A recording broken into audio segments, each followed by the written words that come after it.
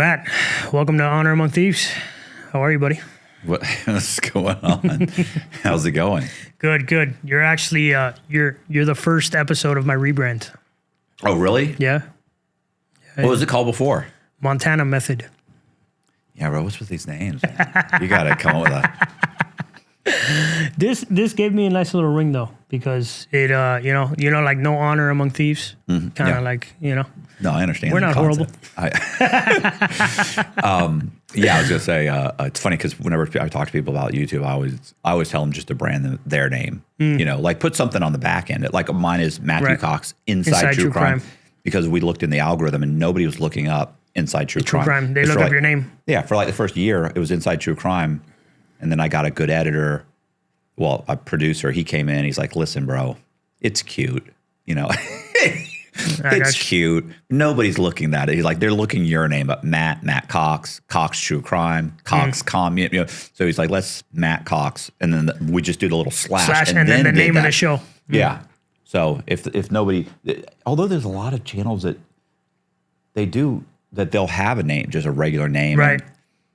But you do want to associate it with your name because you're trying to get out there, right? I mean, it only makes sense. Yeah, in my case, I want to. I mean, I didn't. I thought I was being humble, trying to be humble, and then but the narcissist in me, when he said that, I'd been waiting. I was so happy that he said it. You just wanted an excuse. Well, if that's what we have to do, that's what we have to do.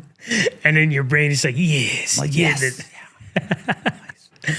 Matt, thank you for coming on. I appreciate it.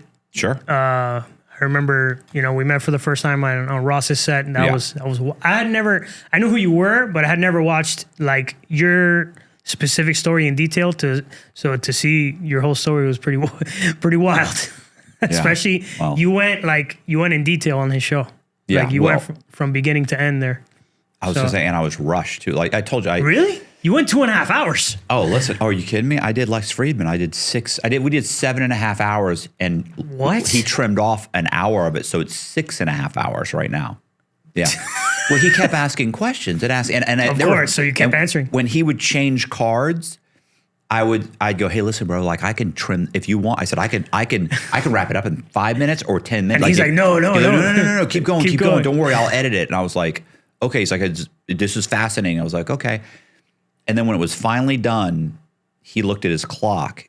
He had a little clock, right, that he sat right here. And he picked it up and he goes, how long do you think we've been talking? I went, like 3 hours, 4 hours? He goes, 7.5 hours. I went, oh my God. That's insane. Because my wife was in the car.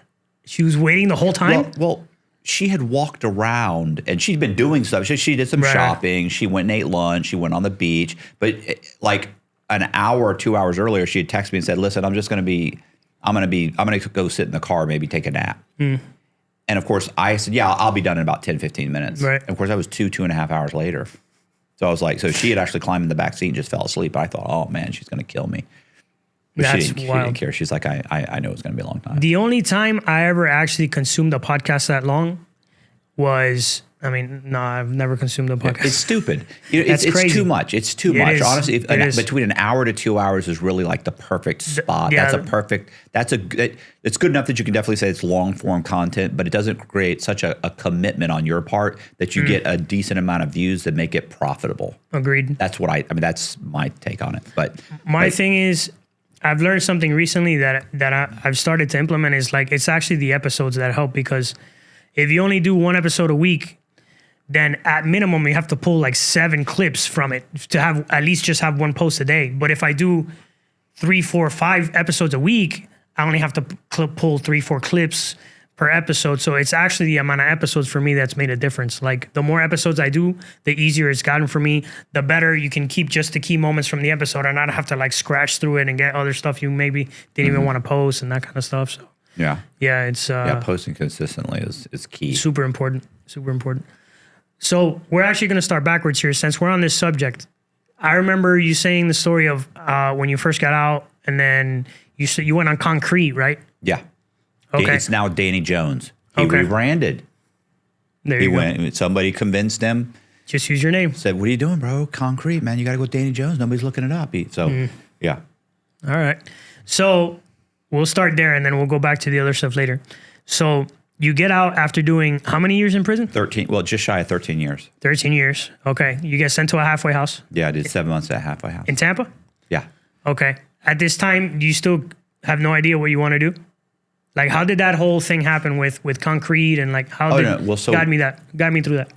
So I had been writing, I wrote my book in prison. I've been writing true crime. Let's just sum it up. Writing true crime in prison. And so just before I was getting out, maybe a year or so before I was getting out, guys started coming up to me and saying, hey man, you ought to think about doing a true crime podcast. You like telling these stories. You're good at writing them. I had optioned a couple of guys' film rights and life rights while I was in prison. I got some book deals. Cool. They're like, you like doing this. You should do this when you get out. And I had, my vision was what I'll do is I'll get out and I'll rent somebody's spare room. Right. And I'll just write books. And then maybe I can sell books. I didn't know how it worked, right? I had no idea. I didn't realize when I went to prison, people were still reading books.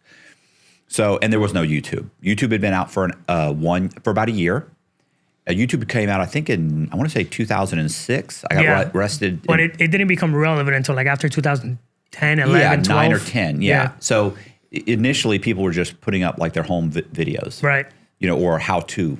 Right. There was nothing for the first year or two. It took a couple of years to take off. So I'd never been on it.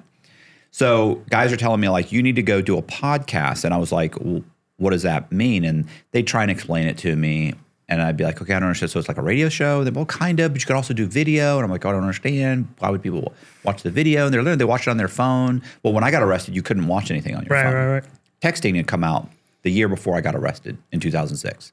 So it'd been maybe a year people were texting. People were still using like the Motorola Razors? Oh my God. I had a Motorola. When I got arrested, I had a Motorola, not the rebrand, the flip one. Like I had, pretty cool.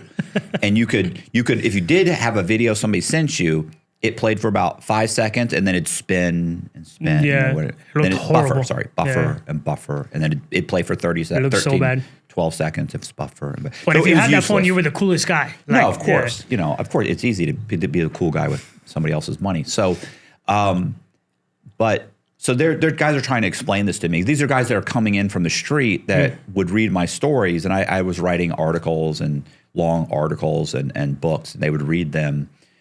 And then they'd say, yeah, you ought to get out and do a podcast. So I kind of had it in my mind. And guys would give me articles, right? Like they'd go, hey, but here's an article. When we talked the other day, out of the top 20 podcasts, look at 12 of them are all true crime. You should do this. And I understand it. Broke it down to the episodes. And I was like, okay, so it's kind of episode driven. So guys are explaining I met a guy that made money on YouTube. He actually had a YouTube channel when he was free.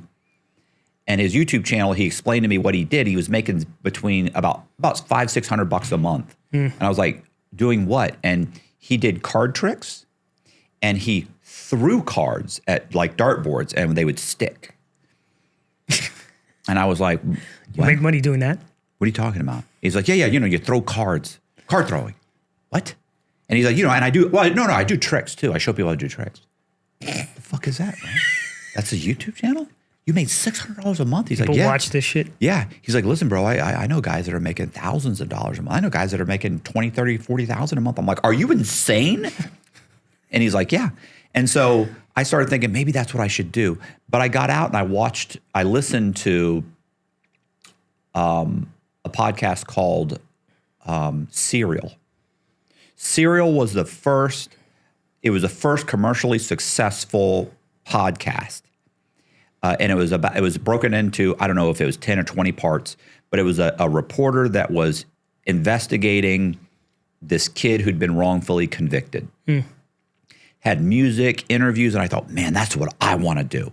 Not realizing, of course, that's a big budget. Right, of course. I'm not doing that. It was never going to happen. Like I would have had somebody huge have to come in and scoop me up and train me. Is that like what Vice used to do back in the day when Vice was cool? You remember how they used to go into kind of, but this was even higher quality. This is really good. Yeah. Okay. Yeah. He knows what I'm talking about. Okay, I saw him nodding.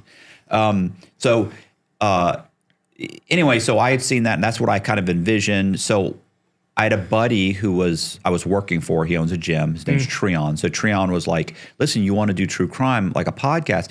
I know there's a guy that lives near me. And he said, you should call him. And he said, he runs a podcast called Concrete. You should talk to him. I said, okay. And he said, I'll give you his email address. I said, okay. So I wrote him an email. It's funny because I sent the email and like an hour later he called me and he said, hey man, this is Danny Jones. I said, hey, what's going on? He said, I got your email. I said, oh, okay. He goes, that's a good fucking email, bro. And I go, what'd you tell him? Listen, I just wrote it. Listen, I'm right. I don't just jot something down. You're a writer. I'm a writer. At this point, right? So I literally, Did you pick up writing in prison? Yeah. So really? Well, I mean, you were pretty much. Why should I be surprised? Right. You were away for 14 years. Yeah. Of course, you're going to get good at I'm it. a storyteller. I'd actually penned a novel before prison, prior to prison, but I really got into it when I was in prison. Okay. Never had anything published. So he said it was a really good email, and I was like, oh, okay. He said, so what did you want to talk about? And I was like, well, I wanted to ask you some questions, and he said, okay. He said, yeah, shoot, man, what's going on? And of course, he's immediately saying, you should come on the podcast. You should come on the podcast. Of course, I don't want to come on the podcast. I'd looked at his podcast. You want to just learn from him at this point. I just want to ask you some quick questions, Right. And, I watched his stuff and I didn't really, he was doing real estate stuff and I thought mine's no good for him because I was committing crime. Right. I'm not realizing that people at this point, when I went to prison, if you'd been convicted of a felony or something, nobody wants to ask your advice on how to do real estate. You were convicted of fraud regarding real estate. Like you're a bad. Now, if you say, yeah, went to prison for bank fraud related to real estate, they want to ask you questions. Well, how can you? And you're like, well, I'm a fraudster. You shouldn't be taking my advice, but that's not how people see it now. Right. They've really blended it together. You become their anti-heroes, right? Right, 100%. And, guys will come to me and want to pay me to help coach them in their business. I'm like, you realize that the only businesses I've ever owned and operated were successful, right, based on fraud. So for me to talk to you about running a business that's not based on fraud, well, I don't want to do any fraud. I just want you to help me with business. Then go get a businessman that's successful. You could be a good compliance guy, though. I'm not giving anybody bad advice. No, that's what I'm saying. You can show people, do not do this. Right. Right. And that's pretty much what they want, but you still have to. And I'm not saying I would tell anybody anything bad to do give them bad advice. My point is there are people that you don't have to be concerned whether or not they are giving you the right advice. I wouldn't do that, but go to somebody that gives sound advice and has never been to prison Never been to prison for it. Right? So I'm not saying I would give you bad advice. I'm saying there are better candidates out there. So anyway, so Danny was doing stuff with a real estate guy, a local real estate guy, and other people, and he was doing some crime stories and stuff. So I asked him how AdSense worked, how sponsors worked, what kind of cameras do you have, what's the editing software, how do you do that, can you hire someone, what do they charge? And the prices everything was outrageously priced, right? Like editors were outrageous. I'm a guy I'm in a halfway house. I have no money. I actually, within about a week or two of me being there, I actually had one of my options renewed. And so I got a check for like $7,000. I was able to buy a Jeep, a year's worth of car insurance, get some new tires. And you had a car. And I'm broke again. But you have a car. That's something, I can now drive to work and back. So I'm asking him questions. He answers those questions. I call back later, ask some more questions. He answers those questions. So I start looking into software, trying to figure out how can I do this. This is before you go on his podcast. Oh, yeah. Okay. I did this for 3 months on and off. I asked him tons of questions. And he kept saying, well, the best way is for you to come on the podcast, see if people are even interested, how you perform. You gauge, your story. Yeah, whether or not you're a good storyteller, whether people are interested in you. And I know he's conning me. I get it. Like, you're trying to get me on the podcast. That's fine. But I also looked at his numbers and not realizing that, I would look and I'd look at his videos and I'm seeing 7,000 views, 14,000, 12. And I'm thinking he doesn't even get any views, but I'm also not understanding that that's in the first week or two. If you look at what his channel on average does, he's got videos with 400,000 views, 800,000, 1.7 million, 1.2 million, So it's like I'm not realizing that he does have a big platform. Right. So I keep kind of putting him off. I'm in the halfway house. I can't come out there. I can't drive out there. I'm not allowed to. I can go to work and come back. That's it. So I get out of the halfway house, and one day he calls me. And I remember this was in October because I'd been out for months. He calls me in like a panic and he said, listen, man, he said, I had a guest fall. I've had 2 people basically cancel. And on top of that, I haven't posted anything in a week. I have to have something. I have to do a video and have it posted the next day. Yeah, I've been there. Yeah. He said, I am desperate and I answered all of your questions. And you said, and I was like, fuck. So I was like, all right. I'll come out. So I drove out there and my car barely made it. I drove out there. I walked in a studio, sat down, not unlike this one, sat down and said, he said, how long's your story take? And I said, bro, I've been telling the story for fucking 13 years. I got a 10-minute version. I got a 30-minute version. I got an hour, 2 hours. How long you want? He goes, give me the 2-hour version. I said, all right. 2 hours and 15 minutes later, we were done. And it only went 15 extra minutes because they asked questions. Right. If you don't ask any questions, it's almost exactly 2 hours. It's 2 hours. So I wrap it up. I said, listen, and so we wrap it up. It's off. Cameras are off. And I said, listen, man, I drove across the bridge. I don't even know if I'm going to make it back. I may be stuck on the bridge here soon in my car. Like, you don't understand what I'm driving. I'm driving like a 15-year-old like Jeep Liberty here. It's not in good shape.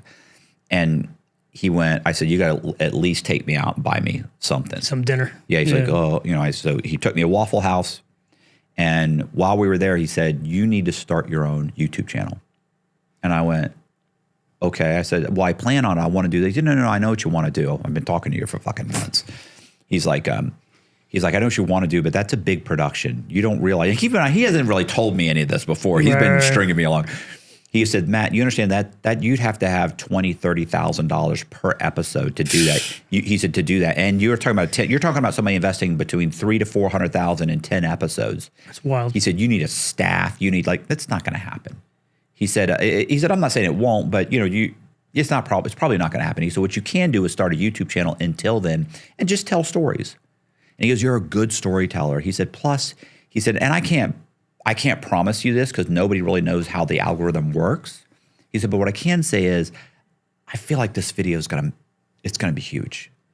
He said, and those people are gonna watch you and they're gonna be interested in you. They're gonna want to follow you.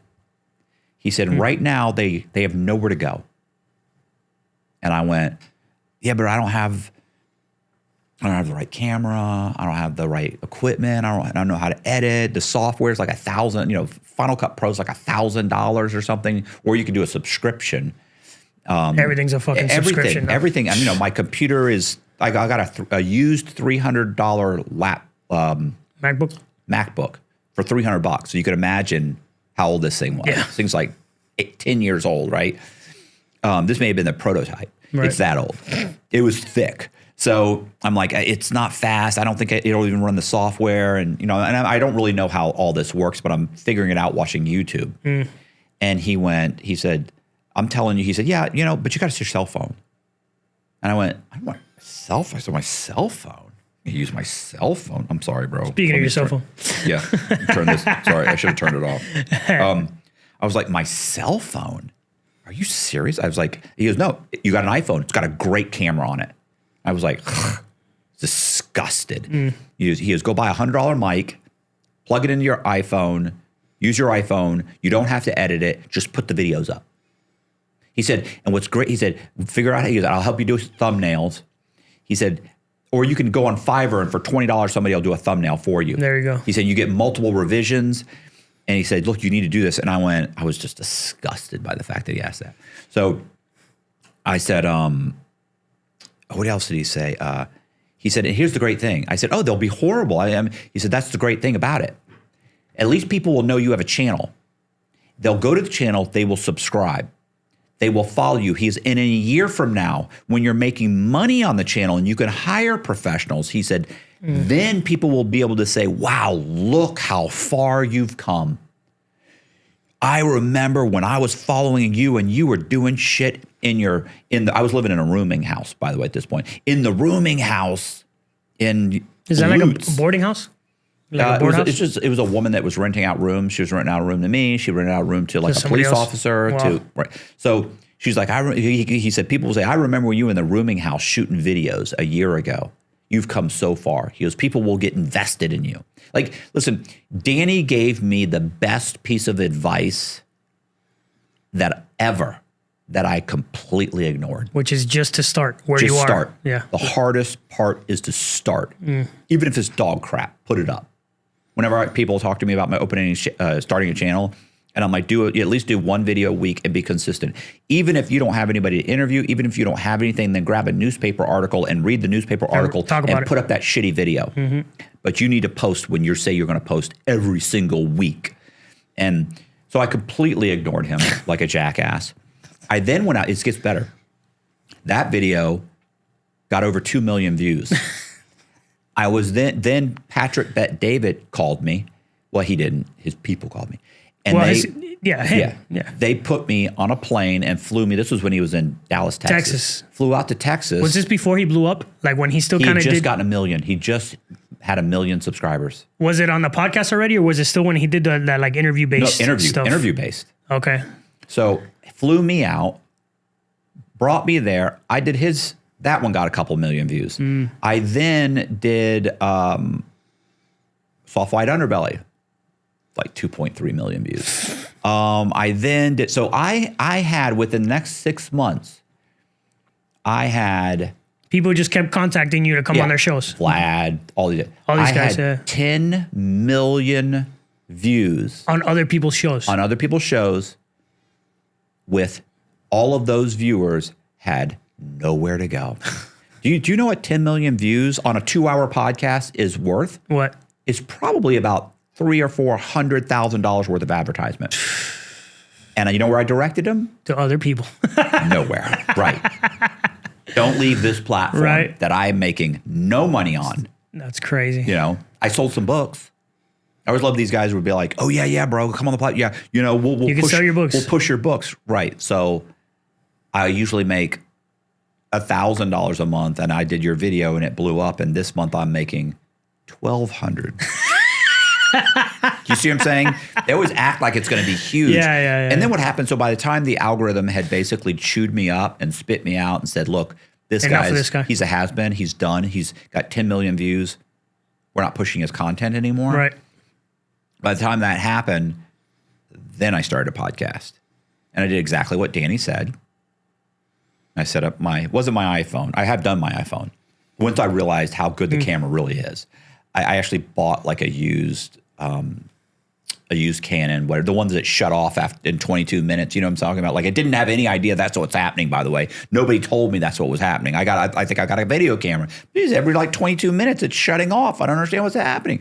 Bought all the equipment, whatever, set it up, got a little mic, did the whole thing, taught myself how to use Final Cut Pro. You sound like me. On a computer that definitely was not worth it. Eventually. My first computer was like a HP, like a $400 HP, and it would freeze whenever I edited the fucking video because it didn't have any processing. It was, I know you're preaching to the choir, trust me. I know. Oh, listen, the software cost me $100. Fraud. Completely fraud. Some guy had recloned the... He cracked the program and all that shit. I plugged it in and I used it, and it was amazing. It was amazing. Listen, I can't tell. When I finally had to buy the real one, you were like, the updated one and everything. Listen, I called this dude and called this guy, and this guy, you know, he's one of these guys. You know, the conversation started off with, "Psst." You know, so like 6 months later, his phone shut off, and I'm like, "Oh, how can I get in touch with this guy?" So, especially when I wanted to get Photoshop, right? Yeah. He could get me Photoshop. I was like, "Oh, I don't need that." Oh my God. Well, you know, I was like, I don't need that. I've got GIMP. GIMP. It's free. Oh my God, you're the only other guy that's ever mentioned GIMP. I used to use that before Canva. That was my thing. That was my thing. It works. It worked. Boy, you want to. So, do you want to spend 2 hours making your thumbnail, or do you want to spend 5 minutes making it? Yep. 100%. And you know, I was like, well, I have the time, and I don't have an extra $150 that he wanted for a bootleg Final Cut Pro. I'm sorry, for Photoshop. But by the time I realized, no, I do need this, he was gone. You're probably in jail. So anyway, good guy. For pirating DVDs or something. Yeah, he's a good guy. So I started that channel. I then went back on Danny's and talked about the channel, which was good. Listen, when I started my channel, I had 1,000 followers. I'd never posted anything. Wow. 1,000 people had signed up. You just got it because they heard of you from the other channels. That's really cool. My name was, I had started it. I'd put up Matthew Cox. No, I put up Inside True Crime. Matthew Cox. And then, but I did have my picture on it. So people just saw that and was like, oh, that's the guy. Click, follow. There's nothing here. Didn't matter. Had over 1,000 subscribers.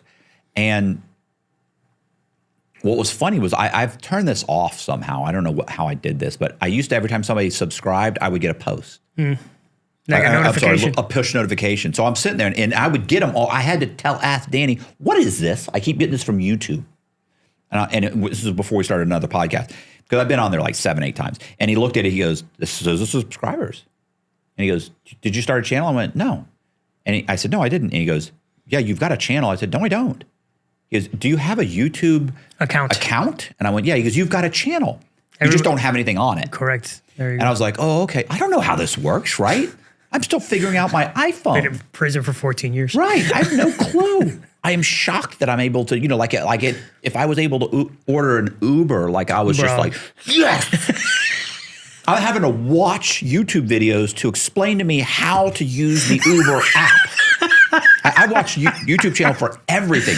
That's great. I remember I was listening to these two people argue one time for like 5 minutes about like who the cast was of some movie.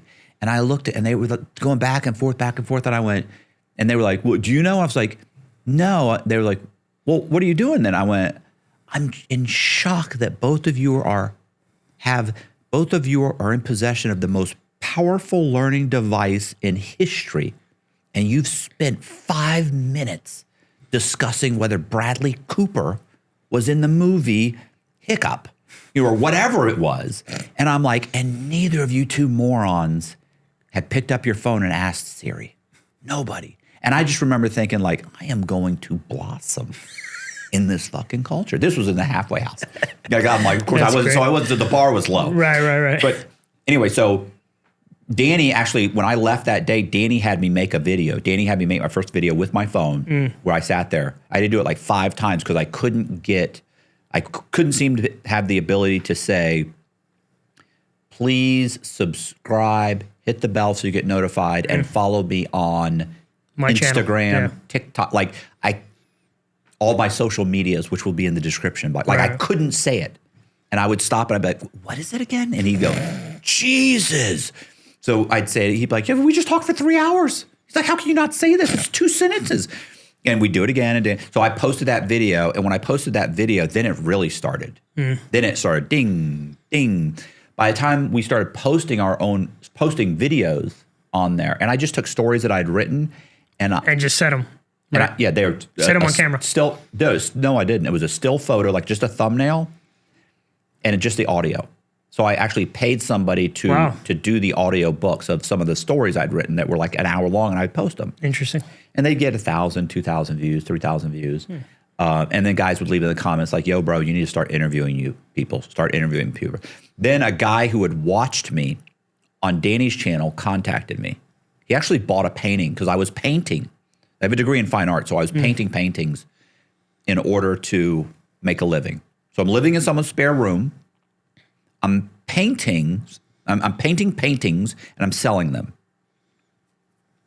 And this guy, I brought a painting with me one time to Danny's because I'd had such a good result, and I was getting 3, 4, 5, even just coming on the show talking about someone else's story. I'm getting 400,000 views, 300,000. And at this point, you have the channel, so you can they're coming. Right, and I want to go, but I also need to I'm down to. There were times I was down to $500.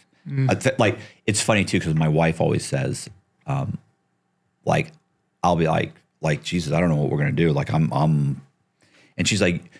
I'm like, we're having a really bad month. And she'll look at me, she'll be like, your broke is not what a normal person's broke is. Do you understand that?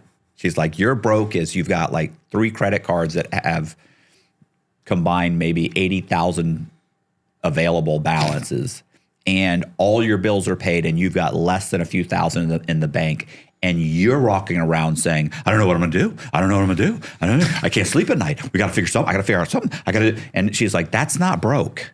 You don't know what broke is. So But I was down to like $1,500, $1,000, and I've got a painting. So Danny was like, come on, bring the painting. I was like, no, bro, you don't understand. I got to keep painting. I'm trying to sell some paintings. He's like, bring the painting that you want. We'll auction it. Bring the painting. Guys are auctioning it. One guy bought it. It's a live show at this point? Yeah, yeah. Oh, this okay, was like $800. So I said, I'm not taking less than $600 for the painting. Some guy comes back and says, some guys are jerk offs, you know. Like they'll sending, like you've got like a PayPal and they're sending like $5, $20. But the painting was great. It was a great painting. And this one guy sent me, said, boom, I bought it, $800. And sent me the $800. Okay, so that's not, so one guy came and said, hey, I'll buy it $2,200, but you have to deliver it. I said, $2,200, I'll deliver it. And he said, do you live in Florida? And I said, yeah. He said, yes. I said, tell him that I'll deliver it anywhere for fucking. I said, if you realize he's got to send the money. Right. Why do you get the money? So the next guy bids. It's $800, and I said, boom, you got the painting. So turns out because I just started my PayPal account like that day or a couple days before, it got $2,200. PayPal didn't put it through because they froze it. Yeah, they hold the money. So it took a couple of days, but I realized later. So Danny showed me, no, look, it did go through. You're looking at what the balance is, but here's the transaction. It went through. They're just holding it. And I was like, oh shit. So I contact the guy and say, hey man, it did go through. And I talked to the other guy, I said, I'll paint you another one. Like I'm gonna get $2,200 in my pocket right now. So, and he was like, yeah, I get it. So I painted the other guy another painting, which actually was probably even cooler than the other one. So it was also a Joker. So it was a painting of the Joker? Of the Joker. So I painted 2 paintings of the Joker. That's really cool. I'm a huge Batman fan. This is hilarious, by the way, because this guy the guy paid the $2,200. He bought a new house. This guy's a multimillionaire. Bought a new house. He had a cable guy come and was putting in cable throughout the whole house, or something, Wi-Fi, whatever. And the guy saw the painting and he went, "Oh my God!" He goes, "Is that an original Matt Cox?" And wait. What? That's what he said, because he watches my podcast. And he busted out laughing. He busts out laughing and he goes, is there like a black market for fucking fakes? He goes, yeah. He goes, do you know him? He goes, yeah. He goes, I can call him right now. He goes, I watch all his stuff. So he called me and he goes, and I pick up the phone. It's this guy. Yeah. This guy's like my fairy godmother. Right, he calls, like if he called right now, I'd be like, yeah, bro, I'll be back in a minute. I'd walk out the door. He picked up, and I picked up. I said, "Hey, what's going on?" He said, "Listen to this," and he tells me what just happened. Starts talking. And he tells me what this guy walked in, and he tells me the conversation. I might start laughing. And the guy's like, "Oh my God, bro, I watch all your shit. Oh my God, I'm a huge fan of it." I was like, "Oh my God, that's great." So anyway, I met that guy, and when I met him to give him the painting, he says, "What do you need to really start your YouTube channel? Because I see you've been put up a couple little videos, but it's just me." And I said, I need a place where I can interview people. And I said, I'm actually moving out in like a month, so I need that. I said, I'll have a space, but what I really need is I need a new laptop and I need Final Cut Pro. I need everything is what I need. Yeah, and I need the cameras. And so I explained it to him. Well, first I told him I had the cameras because I'd been buying these really kind of these shitty cameras that I told you, the ones that shut off. That shut off every 20 minutes. Right, but I had 3 of them. Right. So I was like, but I have the cameras.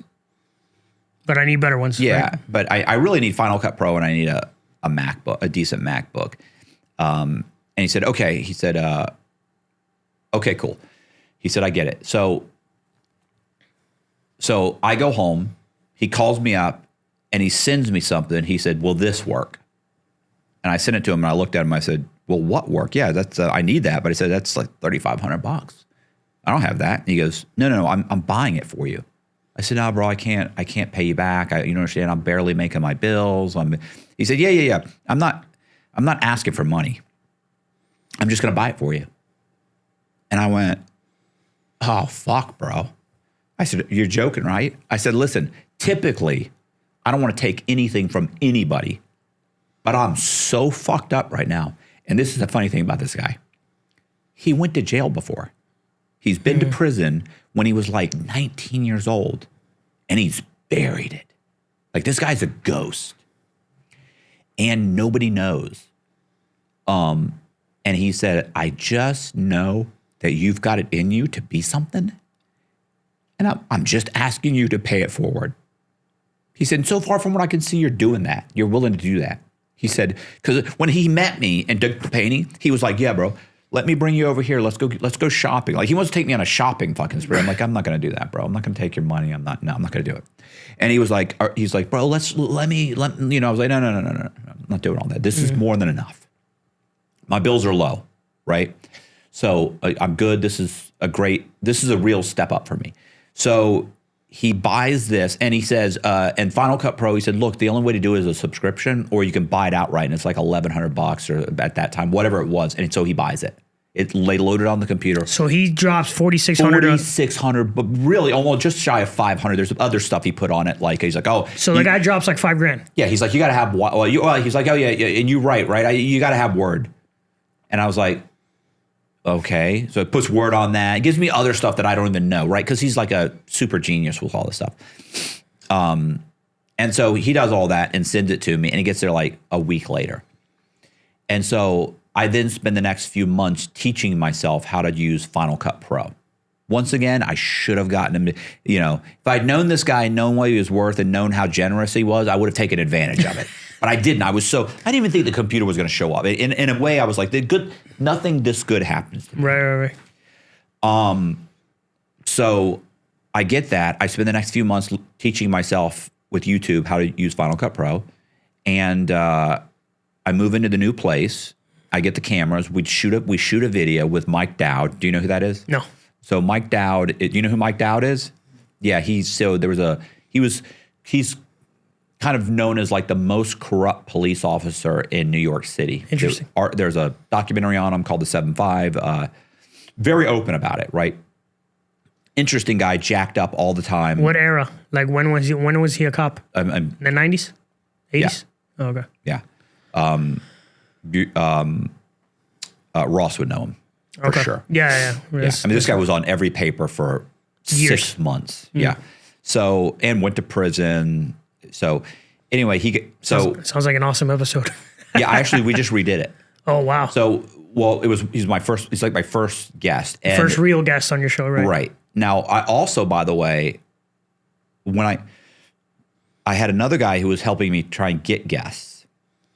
Okay. His name was Tyler. Just to help you, obviously. Just to help me. These are people, because listen, my first conversation is I can't pay you. Right. So if you're doing this because you think I'm gonna be able to pay you, no, yeah, it's not gonna happen. I'm not gonna be able to pay you. I'm not gonna be able to pay you for a long, long time, if ever. And they're like, no. I just want they just want to see me succeed, right?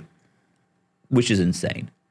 So, isn't it crazy how many people did that for you? Like how many people just really wanted to? So it's pretty wild. It is wild, and.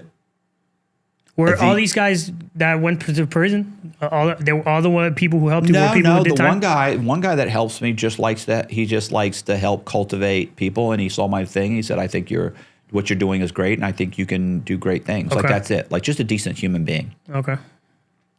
And and I don't know how to take that because I'm always looking for like, what do you want something? Yes, of course. I got guys reaching out to me at this point. They've bought my book. They want to meet me to have me sign my book, and they'll buy me lunch. Yeah.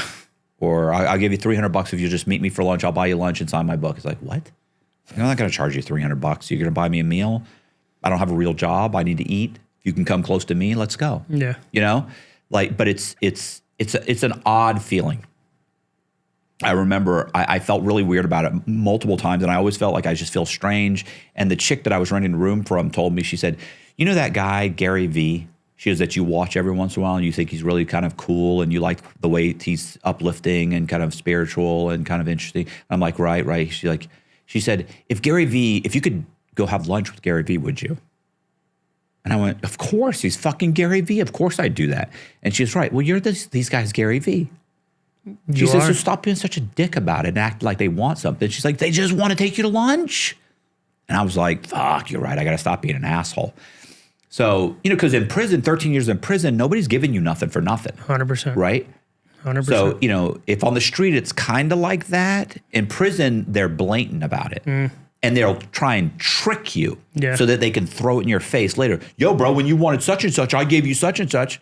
Yeah, but I told you it wasn't reciprocal. I wasn't going to give you anything in return for that. So, oh, that's how it is? That's how, just fucking bullshit. Bullshit, yeah. So you just get to a point where they're like, hey, man, you need such and such. No, I don't need nothing. Yeah, but you said you were out. I don't give a fuck. I'll be out. Right. So this guy buys me the computer. I start learning how to work the computer. I do a fucking episode with Dowd. And my video, so I meet a producer, my producer, right, Colby. I meet him at First Watch. I don't know. First Watch it's a breakfast place. Yeah, I don't know if they you guys got a have. couple in Miami. Yeah, they don't have them. So, and you got to clarify because YouTube's global. So it's like a breakfast place. So I meet him there, and Colby is I say a kid. He's a grown man. But at this point he's probably 25. 25, a new baby, and a wife. Working a job he doesn't like. But he said, I'm at the point now where if I don't get out of this, I'll be stuck in it forever. Yeah. I'll be stuck in that rat race for the rest of my life. He won't mind me saying this because he's said it on other podcasts. He's been interviewed by people. And he was making like 90 grand a year, sometimes 100, depending on bonuses and stuff. And he's like, but I really like YouTube and I want to do something with YouTube and I like editing and I want to do something with that. I'm like, okay. He's like, and I looked at your channel. I looked at the algorithm. Looked at the analytics. And if we can tweak your channel, he said, I think we can turn it around. I said, okay, bro. I said, well, I need to let you know I can't pay you anything. So if you're thinking you're going to quit there and come work for me and make 90,000, he said, no. He said, I got a buddy who's starting a channel and I'm going to work his, and he's agreed to pay me like 50 grand a month. 50 grand a year. And he said, so I said, yeah, it doesn't matter. I can't pay you 40 grand. He said, no, I know that. He said, but I've talked to my wife and we can live off the 50 because she has a job too. I'm like, okay. So I come up with an agreement. I say, you'll get the first, I think it was the first couple grand the channel makes. And then after that, we'll split it, and we have to split. That split's changed since then. And you have to agree to do these things. And I'm, you know what I'm saying? I said, I'm asking for a lot. And but you're being transparent. Like this is I'm being very transparent, and I'm explaining to him, you do understand right now the channel's making $600 a month. Right. So you may be working for the next, because we had a year contract. You might be working for the next year for $600 a month. You got to edit and you got to do this and you got to do that. Yeah. Right. And he went, I said, but you run the channel. You get the money is going to go to you. I don't get the money. You don't have to worry about me paying you. You can cut me a check. Like, cause I get it. You like, to me, don't trust me. You know what I'm saying? Not that I would screw you over, but I want you to feel comfortable. Right. So he sets up a production company, and we start putting out videos, and I think like first month 600, and it's like 12. So it doubles. Like you must have been like, ooh, 2,100. So within within the second check that he gets, right, or the third month, boom, he's making $2,000. And then it jumps to, then it's 26, then it's 35, then it's 39, then it's 5,100, then you know what I'm saying? Now it starts to really go. Yeah. But the first video he did using my equipment. Remember the cameras were shutting off? Yes. This guy, can you imagine? He doesn't have a switcher, by the way. So he's got no switcher. He has to get up and like turn the cameras back on every 20 minutes. And he doesn't know what he's doing either. So he's like, oh yeah, I can do that, no problem. I got Premiere Pro. Like, yeah, but this one's popping off, this one's switching off, because he's thinking, oh, I'll just pop them. Well, keep in mind could you imagine this thing's off for a minute and a half, this goes up 30 seconds. Yeah. Lining them all up and then going through and cut, like. A nightmare. For that hour and a half video that we did, Mike Dowd probably took him 6 hours to edit. And so you've got portions of it where Mike Dowd is doing this and you hear me talking. Like, you know what I'm saying? Like the audio is not even in sync. And it happens, there's probably 5 to 10 minutes of that video that's doing that. It's still got like 100,000, 200,000 views. That's a moneymaker, right? Like that's a moneymaker. Maybe not from Colby's point of view, from mine. For yours. And it didn't matter anyway because the first bulk of the money I'm not getting. I'm still painting. And this is your first official podcast that you did, right? With the guy. Where I interview someone. Okay. So then I had a buddy who knew some guy who'd been arrested like 10 times, 20 times, 10, 15 times. And he was hilarious. And, you know, I love the criminals that are just blatant about what they're doing. And so he comes and just they admit when they're idiots, when they did something stupid yeah. and they laugh, they can laugh at themselves. Yeah. This guy was hilarious. So I interview him, and then like a week later I interview his wife, who's also a criminal. who's also nuts. What kind of shit was he saying? Oh God, he's talking about jumping out the window, like the cops are raiding his house. He's jumping out the second story of the window. Right. Then they get him and his whole family. They bring them all out and put him. He lives with his mom and dad, his two sisters, his brother, his cousin. So we got like 8 people in the front yard sitting in furniture that they pulled out of the living room while they're searching the house. He goes, I'm assuming they're there. They're raiding the house because of me. He goes, because I've had the house raided a few times. He said, He said, as they start talking, they're asking questions, and everybody's like, yeah, I'm not going to say anything. He said, we realize, he said, my mom's sitting there shaking her head, looking at me the whole time. He goes, we realize that they're not raiding the house because of me. They're raiding it because of her. Because she was selling. Because of his mother? And he's like, ha! Yeah, look what you got me into. Look what are you doing? Mom, I raised you better. You're such a hypocrite. He's giving her a hard time. Super funny. But I mean, he was just hilarious. Everything, car chases to selling drugs to doing just insane. Just a wild guy. Yeah. Yeah, just insane. Paying for drugs with counterfeit money. You know, just getting chased, having guys look. Guys are looking for him. That's great. Anyway, that's what I love about our niche. I don't need famous people. You could get some guy who just got out of prison, and his story will go nuts. Yeah, I'll take a state prison guy that's been arrested 8 times but can tell a story, as opposed to one guy who's got a $200 million Ponzi who really can't really tell the story. Right. So the guy's like, his mom, the cops were looking for him. That's so funny. Right. Oh my God. But yeah. So isn't it crazy that the first floor is like some office for like the Florida Department of Corrections? Yeah. I pulled up.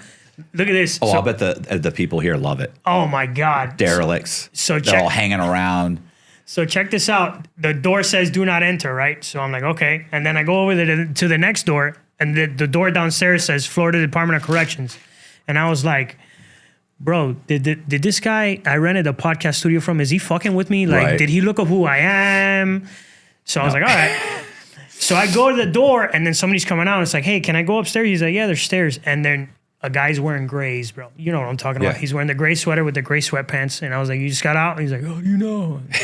well, the signs are there. Yeah. And I'm like, yeah, I'm a podcaster. I talk about prison. And they're like, oh my God. They got so excited. They're like, really? Are you kidding? Listen, bro, I'd be passing cards out.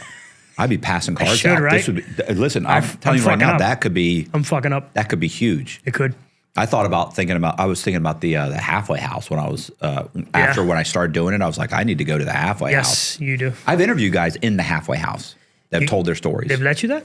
No, I know he comes. No, they're in the halfway house. Like they got permission to come once. He went to do a second one. They wouldn't do it again. Right. They once he put it out there and everybody was watching it, and his counselors realized what was going on. Yeah.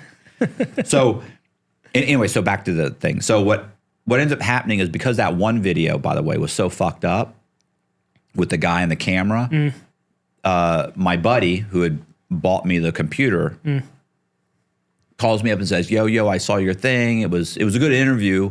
You know, it's doing great. I'm like, yeah. He goes, you're definitely doing the right thing. He said, but I noticed that it was kind of messed up and people were complaining about it, and you really can't put out product like that. I said, yeah, I know, but the problem is my cameras, blah, blah, blah. He said, why don't you buy new cameras? I said, well, I don't have the money to. I said, I guess I could load up one of my credit cards with it, but my credit cards, it's new credit. Right. I got one credit card that maybe had $3,500. Like, I'm not really sure I can, not really. And he's like, no. He said, look, if you need money, tell me and I'll give it to you and you can just pay me back. And I went, he said, let's buy the cameras. What camera do you need? I'm not going to buy a $5,000, 3 $5,000 cameras. Right. He said, but tell me what you need. I said, well, Sony makes a camera called the Sony Vaio. Yeah. A7 III. ZV-1. The Sony ZV-1. It is basically, it's not the bottom of the barrel, but it's a podcaster camera for like vlogs, but you can also use it for this. And it's great. Shoots in high def. Yeah, 4K. It's a good camera. And I said, it's $750. I need 3 of them. And I need a switcher. So that Colby doesn't have to spend 6 hours doing a 2-hour podcast. Manually, yeah. So he can, and he goes, okay. And I said, honestly, I need the cords. I'll pay for the cords. I can get the cords. They're nothing. They're $15 a piece, and I need like 6 or 8 of them, whatever. All the other stuff so that they don't shut off because they run on batteries, run out of power. There's all these things you don't know about. So, you know what I'm saying, until you get into it. So there's another of whatever, $300, $400, $500 worth of stuff. I get that. If I could just get the $3,500 worth. And he goes, okay. He said, send me a link. I sent him the link. 3 days later, the cameras show up. He spent $3,500. He spent $3,500. No, wait, what did he do? $750. So whatever, it was about $2,250, probably off on the math. Whatever it was, we bought, the switcher, that's what it ended up being just about $3,000. That's about $3,000. The switcher's like $800. Because my payments were $300 a month. And I think I made 2 payments. I get so fucked up. And he texted me, and he never asked me for a payment, right? I just sent it to him like, hey, what's your address? Boom, boom. And he sent me a text. He said, hey, man, I just got your second payment. No, he had deposited the second payment. He said, hey, I know your third payment's due soon. In the next week or two, I said, yo, bro, I know. I'm going to put it in the mail. I thought it was due on like the 1st. So I'm like, so it'll be there by the 1st. Is no, that's not what I'm saying. He goes, this is your Christmas present. He said, payment forgiveness month for December, because it was in December. He goes, for December, it's payment forgiveness month. And he said, you don't owe me any more payments. He goes, I didn't really care about the first 2 payments. I just wanted to know you'd do it. And he said, and you did. Yeah, I didn't have to ask one time. You just sent them to me. We didn't even have an arrangement on when I was going to pay him. I just decided, like, I got them those cameras, and like, so within 3 weeks, I just started sending him payments. Like, I figured, okay, I got him like the 2nd or the 3rd, so I'll make it the 1st every month. I'll pay him. Boom. So I started sending him. So, so that was it. So I never didn't make any more payments. And he came back. He's like, look, if you need anything else, let me know. I should have hit him for the soundboard. No, I should have hit him for the Photoshop then. No, I didn't. But anyway, let's pause right quick because I really want to ask you this. Man, can you describe what it's like to get a second chance as like a dude who's done 13 years in prison? Can you? Because to describe that to like a civilian who doesn't really understand that, it's hard for me to. Okay. Like, what's it like to, like, fuck, man, someone's giving me a shot, you know? What's that like? So that's tough because here's the thing is that by the time I got out of prison, I remember laying in my bunk bed and, my expectation of life, of what life had in store for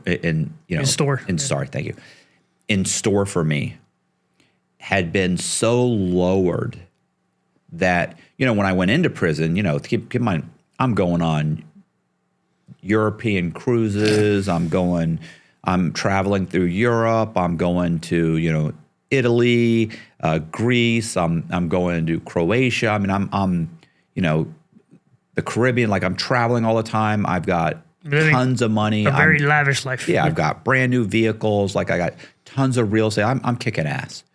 And so you go in with a certain expectation of life, and then so by the time I came out, my expectation of life was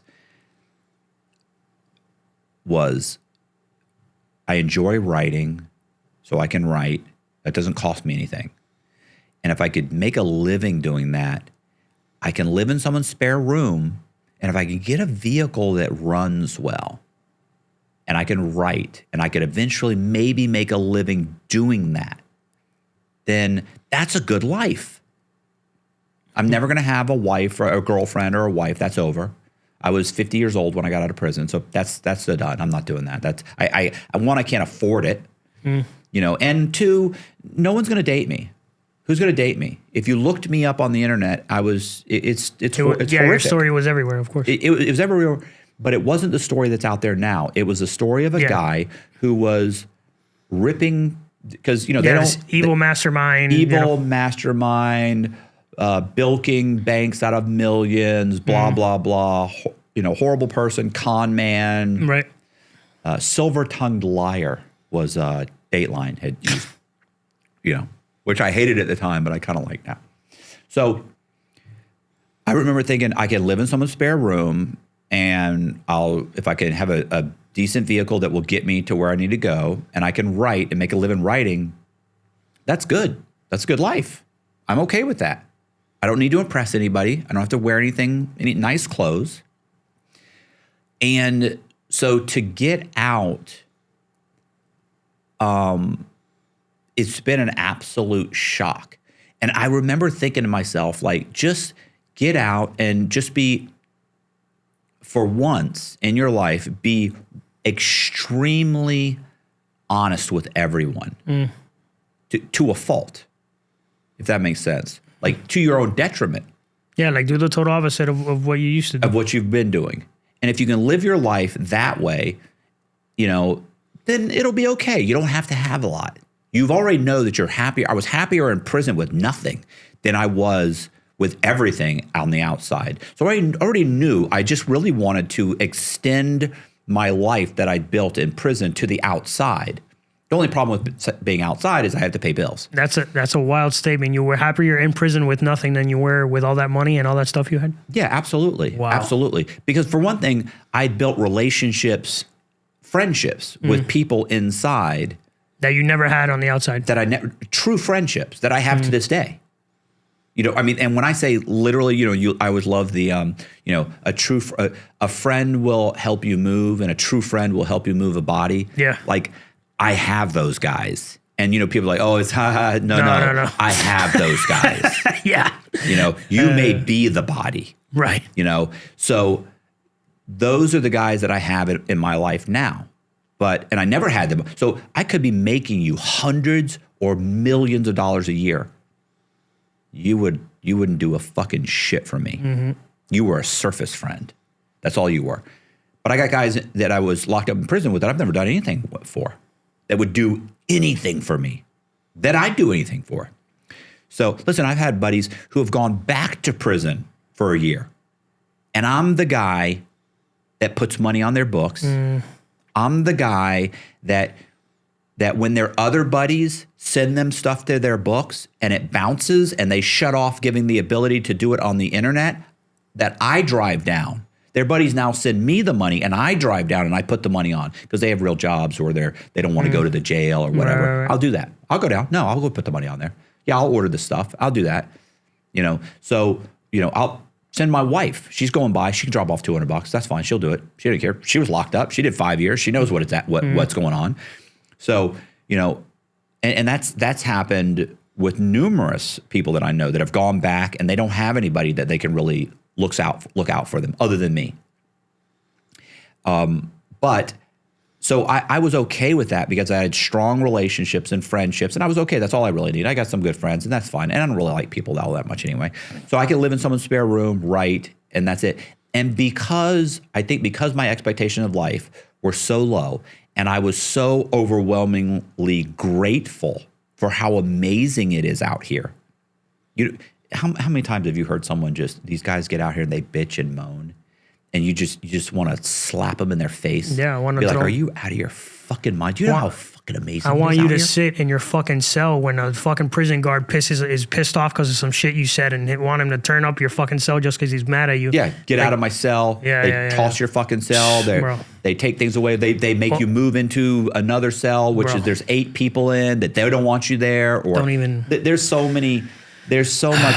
It's such a horrific environment in prison that you get out here, and you know, and people complain about having to watch a commercial on a YouTube video.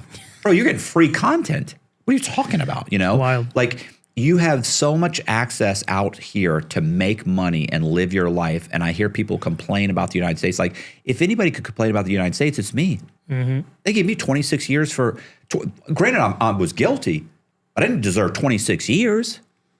But guess what? When you fuck up and you commit a crime, you don't get to pick how much time you get. I got 26 years. I ended up doing 13. Everybody I know got, how much time did Ross do? To the nut, like 9.5. How much money does he owe? How much money was it? Nothing. Oh, he didn't owe anything? The only thing he got was a fine because he called the judge a rubber stamp. Okay. What was the fraud, though? I mean, the case was like 140. Yeah, but they took a lot of money from him. Okay. So yeah, they took millions of dollars. The $140 million fraud is what he was found guilty of going to prison. Right. So, according to the government. Yeah. I know guys that it's $180 million.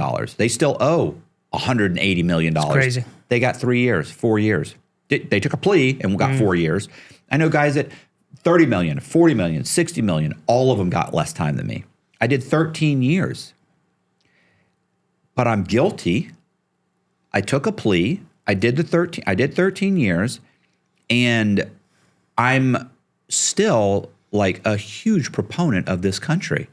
Like, I just don't know where else you're going to go that you're going to be able to make the money. There are so many avenues. Yeah. The only difference is you have to work. I agree 100%. You have to be responsible. This is a and great country. Yeah, this is a great country. Yeah. And you hear people that just hate it. Yeah.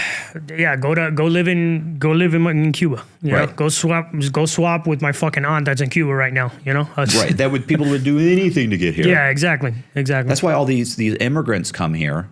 They come here and they work 2 jobs, and the next thing you know, 5 years later, they own a house and 3 rental properties, 5 and a family vehicle, members, and right? And they're sending money home. Yeah. And you're complaining because it sucks here. Working 80 hours a week here is better than not working in some shithole country. 100%. So anyway, my point is that, you know, I got out and I just started behaving like a decent human being. And as a result of that, things started happening. They didn't just start happening. They started just falling into place. I have a buddy. I told this story the other day. I have a buddy that he's a very negative guy. Like I was in prison with him, love him to death. Completely takes advantage of my generosity to him for him. But my wife says you just have a soft spot in your heart for him. Super negative. You know, just really feels like the world owes him something. And we were talking one day. I was like, you ought to do this. You ought to do this. If you'd done this, I was yelling at him, you know, complaining. And he goes, I said, bro, if you just done what I did when I started, when I told you to do it, if you just, you know, and he goes, yeah, well, you know, you got lucky. And I went, yeah, sure. I did get lucky. I did get lucky. 14 years of prison, lucky, yeah. 7 years after. Yeah. So what I told him was, I said, you're right, I did. I said, do you know when my luck started? 7 years after I got locked up, I decided to write a memoir. I then decided to start writing other guys' memoirs, other guys' true crime stories. I then decided to start writing synopses of stories and trying to sell them and get them into magazines. I then started selling options, and I got several book deals.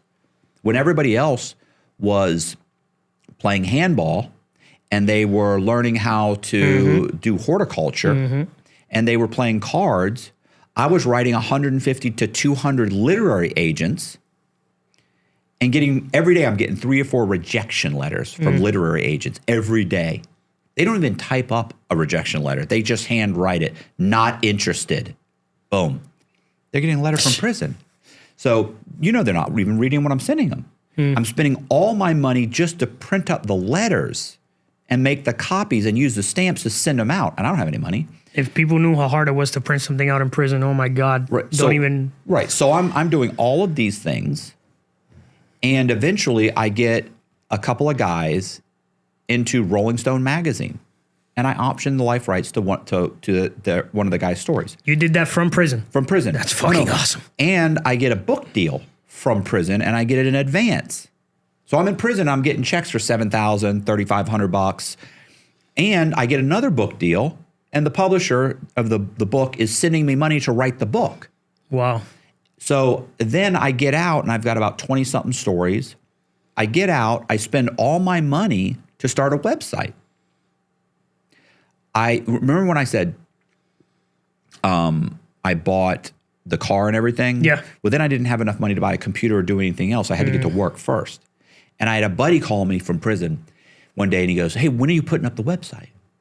I said, well, bro, I got to get the... I have to pay somebody to do it. I need help. I had somebody who was willing to help me, but I have to pay her and I have to pay for the website and I have to pay for, for a WordPress website. That's a couple $100 and I have to pay for, and I don't even have a laptop. I need a laptop. That's at least a used one's $300 and I need software. Like, bro, I need some stuff. I said, it's going to take me a couple of weeks to save the money. And he goes, okay, I'll get you the money. You're in prison. And he said, I'll get you the money. I go, and he didn't have any money. And I go, how are you going to get me the money? He said, Matt, when I walk across the compound, guys stop me all the time and say, hey, how's Cox doing? Because they know he keeps in touch with me. How's Cox doing? He said, I typically say, yeah, he's doing great. He's doing great. He said, and you know what they always say? Hey, if he needs anything, let me know. He says, well, from now on, I'm going to bring a list with me. And I'm going to say, you know what he needs? He needs $300 for a fucking computer. He said, I'll get you the money. Listen, I had a guy contact his mother. His mother mailed me his old used computer, which was garbage. I couldn't do anything with it. But I had another guy send me $300 so I could buy that used laptop that I told you about.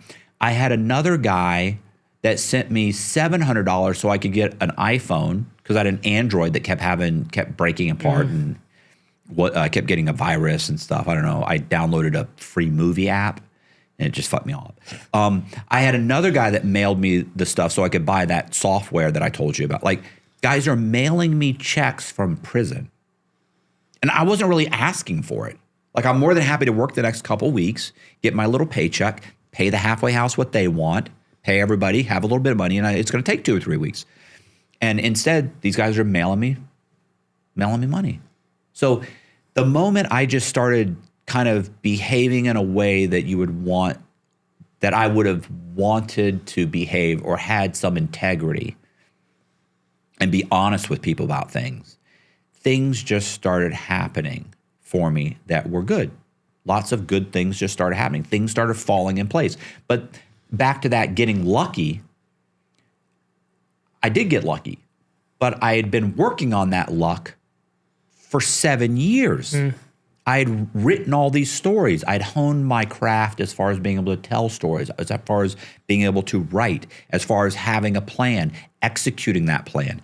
It didn't end up exactly how I wanted, right? Like, remember, I wanted it to be serial. I wanted music in the background, and I wanted interviews, and it ended up being a regular kind of YouTube podcast where you interview guys, which is way better because I could put out way more content. I could do a lot more, and it's working. And I ended up meeting Colby, and then it's so funny for Colby too, because I remember I was so concerned because he was quitting his job to work here. He's got a wife and a kid. Like, I don't want to be responsible for something going wrong. And I was very honest with him. I don't know. You may be working for next to nothing. Now, of course, now the amount of money where, like, he made the right call. You know what I'm saying? Now he's like, yeah, but that was, let's be honest, who's going to know that? But it was a risk. Yes, exactly. You know what it reminds me of? It's the same thing with guys that say, oh, these football players make too much money, right? Yeah, but when everybody else was partying in high school, he was running the track. When you were out banging all these chicks, he's staying home and eating right and doing his homework. And on the weekends, he's doing sprints and working out. When you were, pissing away your time, he was busting his ass. And do you know what? That he did that whole time, not knowing if it would ever pay off. Like, that's a massive amount. That's a massive commitment to say, hey, I may work my ass off for the next 4 years, 5 years, and I might suck. Or even worse, I might be amazing, but I happen to be in a district where all the other players are amazing too. So I never get to play. I'm amazing, but I don't shine because everybody else is just a little bit better. Right. Or maybe just as good. And I don't get the scholarship. And then I have to work another, 4 years, bust my ass there. Again, might get hurt, might get this, can't take any clothes or a car, take much of anything, right? Like there's all these things I can't do. I could fuck up. Can't get in trouble. Can't go out drinking and can't, have some crazy girlfriend that I accidentally, get pissed off and push her or something. I'm on camera now. It's all my career's over.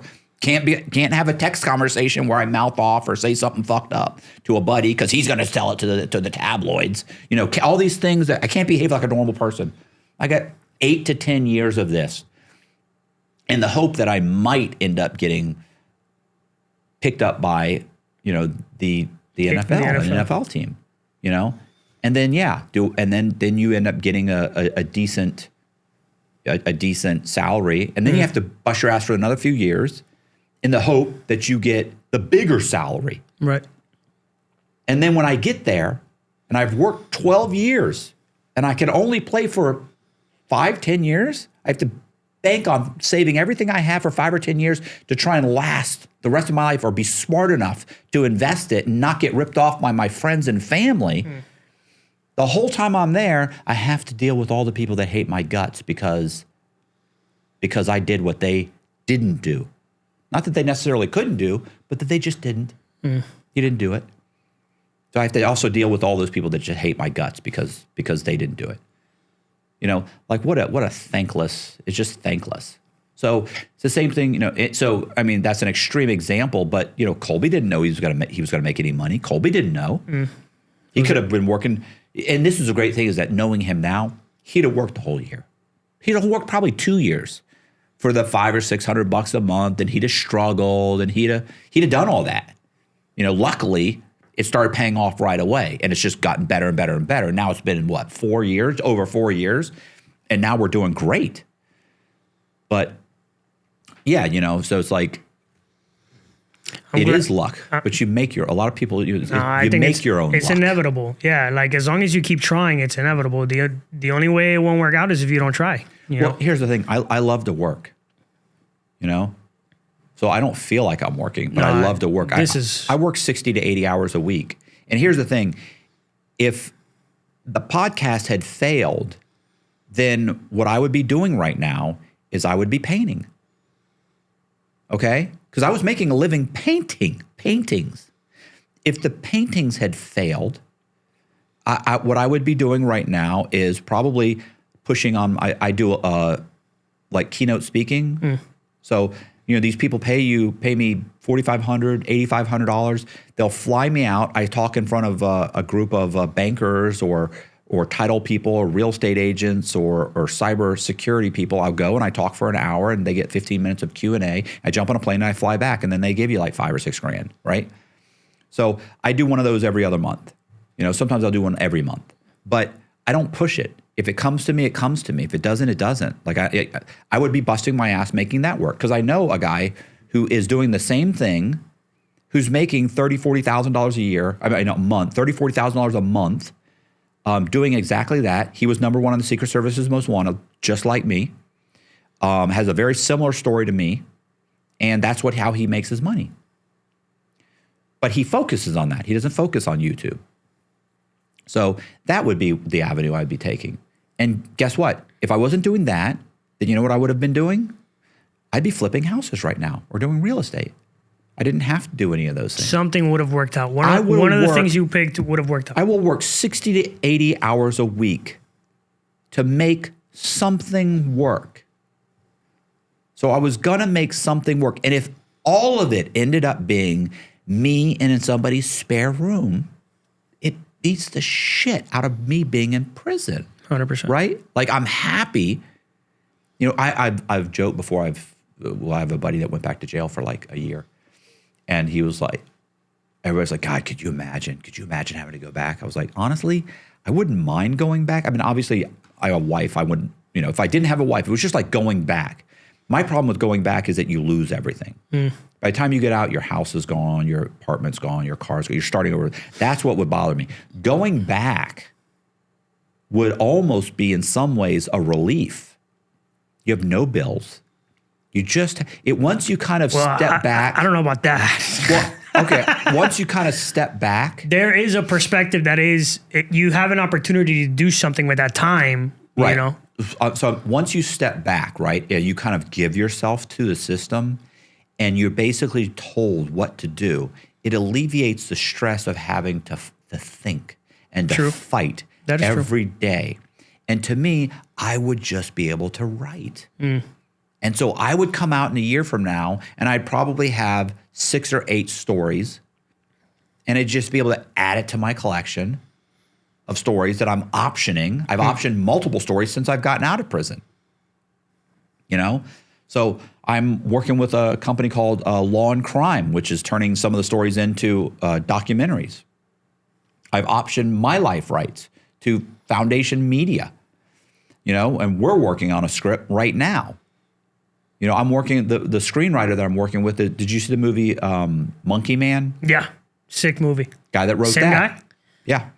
His name is Paul. I can't say Paul's last name because I can't pronounce it. It's Indian. It's very difficult. But Paul's writing the screenplay right now. That's amazing. So, there's great things that are happening, none of which I expected. There's so many things that you just said that I really like. I love how you brought up the fact that you went back to, you made real friendships in prison. Like the guys who are inside who have nothing are telling their mom to send you their computer that they have at home and sending you like $100. Right. Because I try to, before I went to prison, I was like a normal guy. And my dad Then why'd you go to prison? I mean, That's not a normal guy. We'll get into that. He's a normal guy. We'll get into that. That's They part of it. don't accidentally send you to No. prison. I was guilty of what I did. Okay. But prior to committing that crime that sent me to prison, Right. I had never broken the law.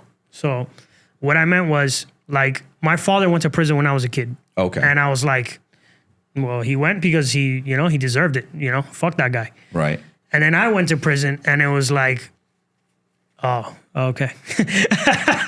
Like I saw that, yeah, I was guilty and everything, but just because you went to prison doesn't mean you're like not human, Like you're this horrible, you're just this horrible fucking individual. person.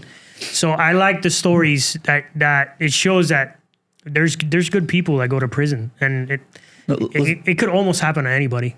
Some of the best people, not even some of the best people I met in prison, without a doubt. Me too. Like there are people that I've met good people out here. I'm just saying some of the best people I met in federal prison. Me too. And so it's these are just regular people that got and I'm sure you've heard me say this. Everybody thinks, oh, I would never. No. Anybody under the right circumstances will commit a crime. Absolutely. Anybody who says, oh, I would never. Oh, bullshit. You're sleeping in your car with your 2 kids and they're starving, and you knew stepping inside of a convenience store or a supermarket and grabbing a loaf of bread would keep them alive for 2 more days. You'd do it in a second. In a second. You knew breaking in that house and getting something. Now, that's not why the majority of people commit crimes. Because that's survival. That's not greed. Right. I would argue most people do. It's still a crime. It's still a crime. So it's still a crime. The idea that most people sit there and say, oh, I would never. You don't know what you do and what you wouldn't do. You think you do. But, it's easy to look down from, your glass tower and judge other people. Agreed. But when you're in the shit and you can barely pay your bills, a lot of your principles go out the window. Another great example I give guys is, imagine you walked into your house and some random dude just killed your wife and kids. You're going to tell me you're not going to kill that guy right then and there? I'd stab him in the face and I'd go straight to prison. You know what I mean? Like, yeah, but in Florida, that's perfectly okay. I don't even consider that a crime. Well, in some cases, what's so funny is that in some states that is a crime. Like you pull out a weapon and you shoot him, you're like, what? Yeah. No, you don't understand. He's in Florida, or you don't understand. He was in my house. They're like, oh, I'm sorry, but you used killed him. force. You're not allowed. All that shit. You could have let him go. He was trying to leave. Exactly. In Florida, the sheriff will come up and he'll show up. They'll take the body away and pin a medal on you. Yeah. They'll do a press conference with you, like God bless you for hacking that dude to bits. But if you do that in California, Yeah. it is what it is. But that whole glass tower thing, I used to be one of those people. And then when I walked a mile in my dad's shoes, then I understood that the law is in black and white. Certain, just because you fucked up doesn't mean you're a terrible person. I learned all these things, all these things that we know now. So, yeah. All right. So let's get back to, you get the cameras, the $750 a pop, right? You get all the cables. I know we're going all the way back. I'm sorry. No, this was great. This was great. Yeah, no, that's we got the cameras and we started using those cameras, and that was when I was living I moved out of for about 18 months I lived in the kind of a rooming house, right? And so I went from there to a one bedroom, and I was there for a year. And after that, I moved from there to a house that was supposed to be a content creator house. I was going to have a couple of guys move in. There was 3 guys. One guy was starting a channel. The other guys had channels. One of those guys moved in. The other guy was going through a divorce and then apparently had a drug problem I didn't realize was as bad, and he wanted to move in, but I wouldn't let him move in when I realized how messed up he was. And then the other guy fell in love and wanted to move to Miami. He actually is what's so funny about it. He never moved in, but he paid the rent for like 3 months. Oh, wow. He's just mailing me cash. He's like, I'm like getting an envelope and I'm like, okay, yeah, but where are you? No, I'm coming next week. I'm going to come next week. I just have to finish up some. And this went on for months. And then finally I just said, listen, bro, stop sending me money. He's like, just tell me what's going on. You don't understand. I fell in love. I think I'm moving to Miami. I didn't want to tell you. So my fiance at the time, my girlfriend, we had broken up when I rented the place. And then we got back together. She moved in. We got engaged. We got married over the next year or so. My other buddy ran a YouTube channel. He stayed in the spare room all while I was on probation, by the way. What's funny about that is I'm not allowed to live with a felon. You're right. So when they do my check of the house and they go through the check, and look at everything, and they went into his room, luckily. He wasn't there. Well, no, but she also walked in his room. He's a 37, 38-year-old man with the taste of a 15-year-old girl. So he's got like Nikes, and he's got a tiny foot. He's got Nike boxes. So they think it's a girl. Those little dolls and stuff, like the collectibles. Like he's got a bunch of these. He's got pop dolls or whatever. Yeah. Yeah. So he's got stuff. But when you walk in, she goes, "Okay, so this is your daughter's room." Well, she's in one room. She's like, "This is your wife's daughter's room." Right. Whose room is this? I go, "Her other daughter." And she goes, "Oh." She walked in. I said, She like the one room's really nice. The other rooms, it's his room. It's not nice. It's all very neat. Clearly a different vibe because all the furniture matches. Ethan Allen furniture in her room. It's all nice. His is obviously not like that. It's more crazy. So while she was, and I go, yeah, she didn't stay here that much, but she has a room, and and she's like, oh, okay, cool. Walks off, and I'm thinking, thank God this guy has like a teenager's, taste. You know what I'm saying? Yeah. And so we walk out. I think every other time she came over, she just walked in the kitchen and we talked. She saw the podcast studio. She knew I was interviewing criminals. She knows that because I'd gotten permission to interview a guy I'd written a story on. He was a criminal on another channel. And then I just started the channel. And then later they mentioned, I had multiple probation officers. And so as I'm changing from one to the other, I'm waiting for somebody to say, hey, I saw this the other. Instead, what they're saying is, oh, I see you. I know you have a YouTube channel. I'm like, yeah.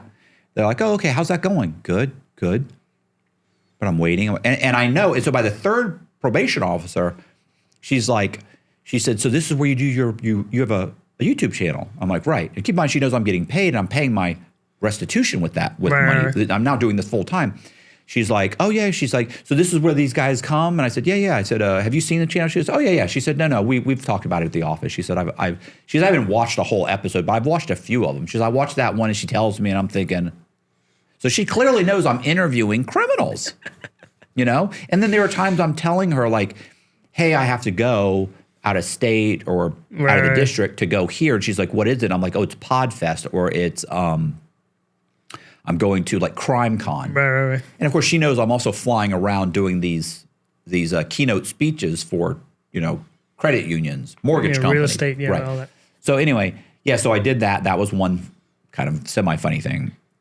It's funny because that guy has actually left. He moved to Thailand. He runs a channel out of Thailand. Is that the guy that you've had on lately with the tattoos that tells all the? Yes. That guy's funny. He told his story. It got like almost 300,000 views, and it's like a 3-hour podcast. Wow. Right.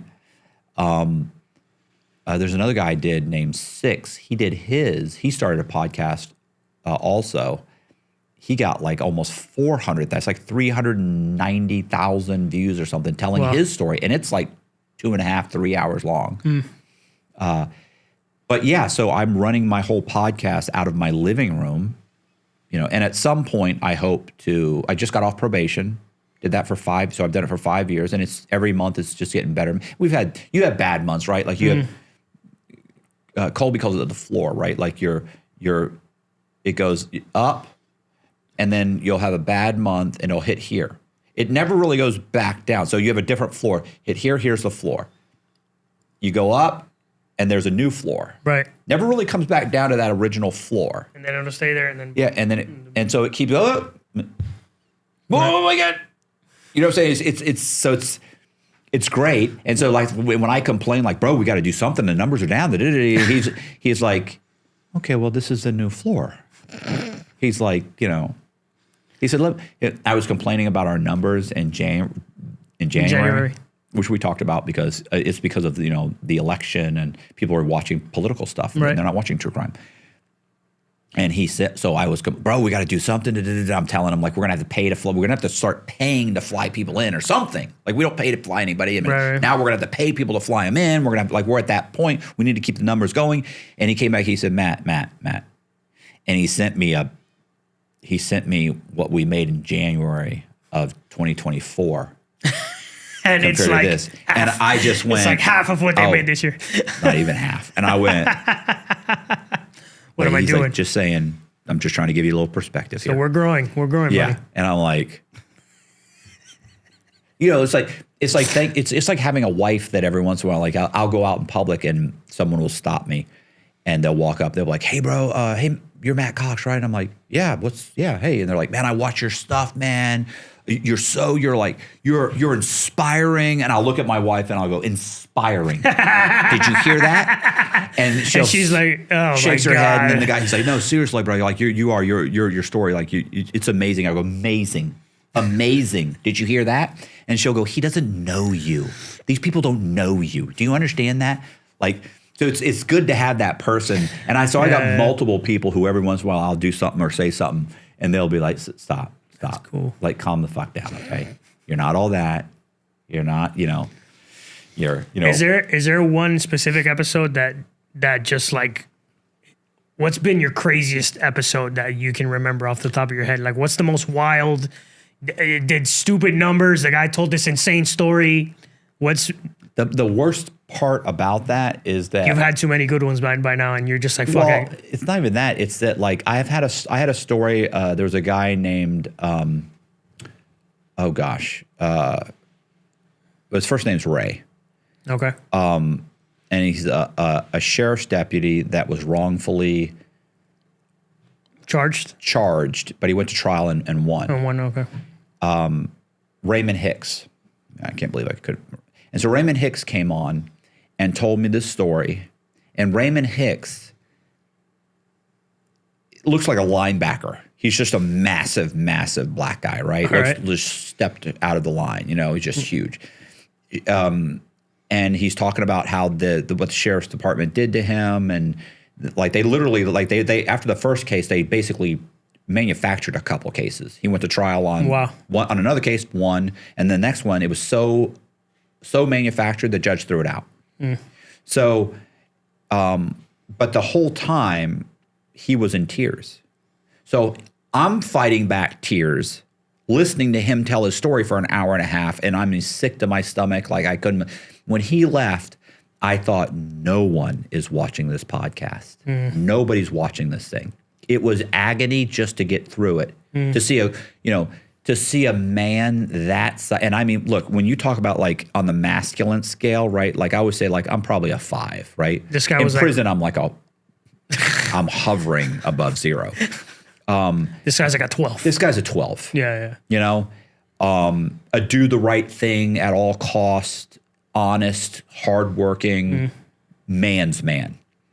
And to see what he went through and it just tore him apart, right? But wouldn't you want people to see his story? Of course I did. But it was an agonizing story, right? It wasn't a story I like a funny story. No, I know. You like to have fun, of course. I'm a fun person. Of course. He tells a story, he leaves, and I remember thinking, nobody's watching this. And it got like 900,000 views or something. And it just blew up.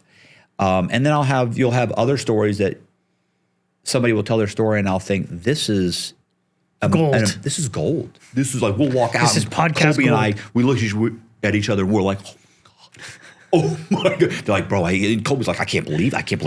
We're like, oh, and 40,000 views. And you're like, what the fuck? But that's content for you. I promise you, every time I post this one, 900 views on TikTok. And then I'm like, oh, fuck this clip. 600,000 views on TikTok.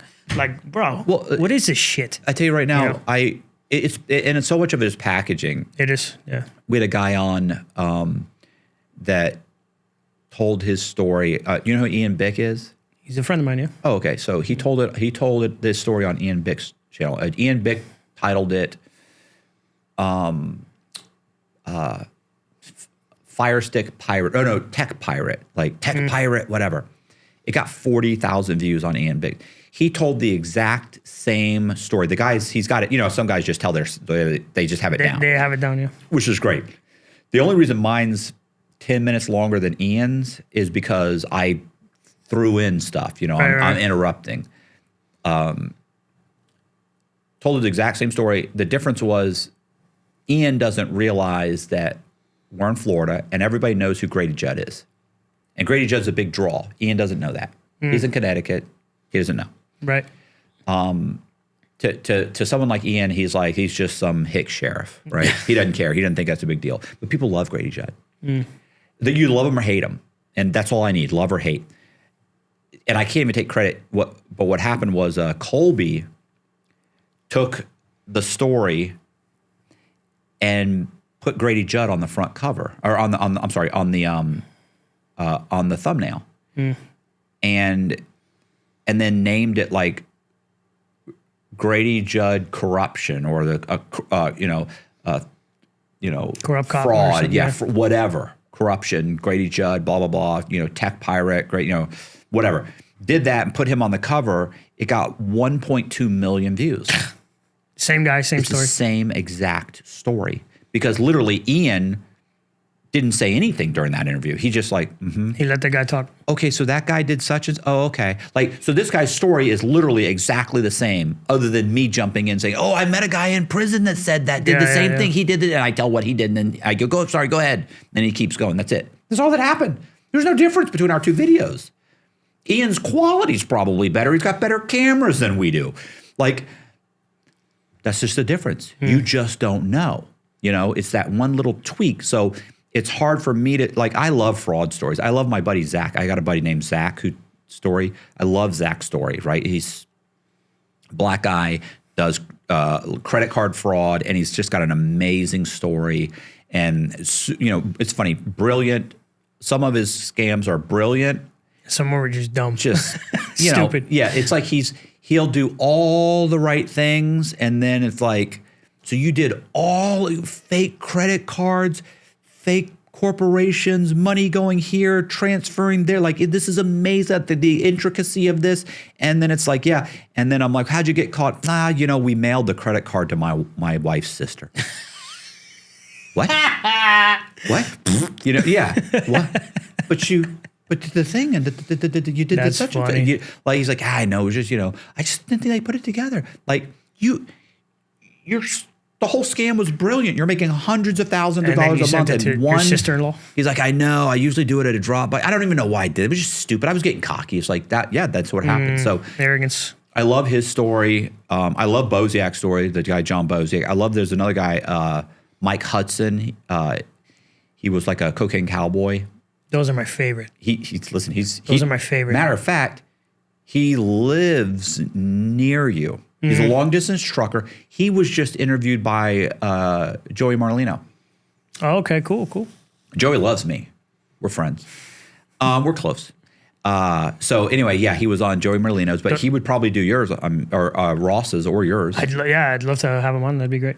Yeah. I love, those are my favorite. When I can mix like the gangster stories with the cocaine cowboys, the drug dealing in the Miami, and oh my God, I love that. He's got nothing but, like, his mom was running a whole crew.